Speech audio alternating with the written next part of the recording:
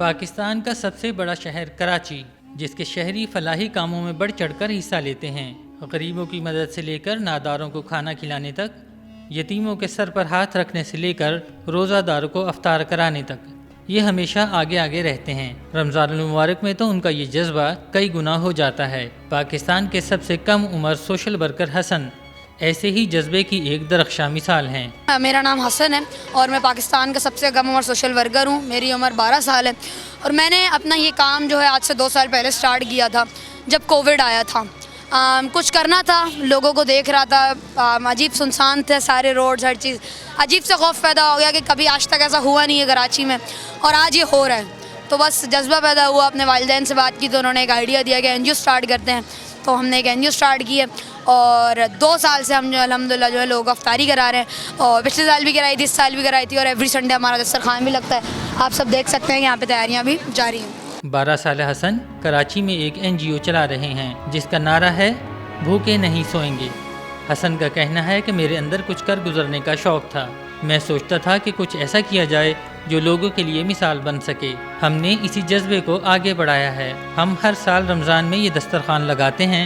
हम चाहते हैं कि कराची में कोई भी शख्स भूखा ना सोए। जफर भाई जो कि इस वक्त आउटस्टैंडिंग टॉप क्लास वर्क कर रहे हैं, उनको मैं देखता था तो ये एक ऐसी पर्सनैलिटीज़ हैं जिनसे मैं बड़ा इंस्पायर हुआ हूँ।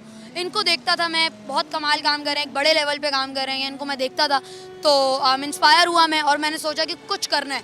जब लोगों को देखा कि मतलब वो मुल्क जहाँ पे मतलब रौनक ही रौनक है, वहाँ पे कोविड के पहले केस में जो है सब सुनसान हो गए, सब घर में बैठे हुए, तो कुछ दिल में हुआ। अपने वालिदैन को देखता था वो इतना काम करते थे तो बस सोचा कुछ करना है तो फिर कर बैठे।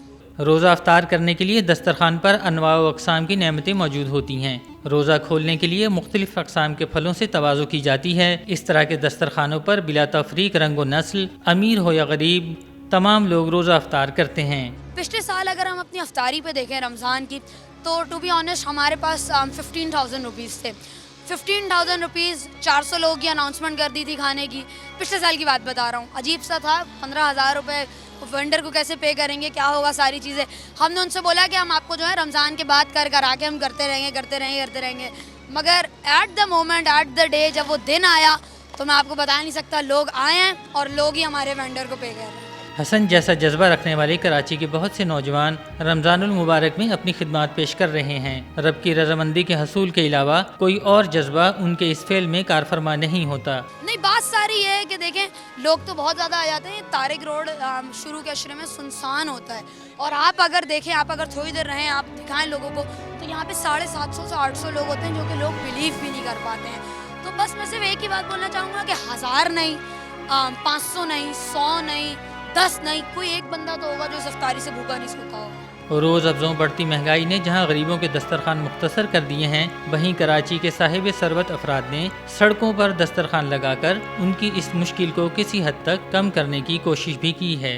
मैं लोगों के लिए बस यही एक पैगाम देना चाहूँगा कि आप किसी तरह जो है कोशिश करें, आप हमें नहीं दें, आप किसी को भी नहीं दें। आप अपने तवज्जो से जो रात का खाना बचता है वो जाके अपने चौकीदार या अपने गार्ड को दे देंगे ना, तो वो लिटरली बहुत सुकून की नींद सोएगा और आपको दुआएं भी देगा।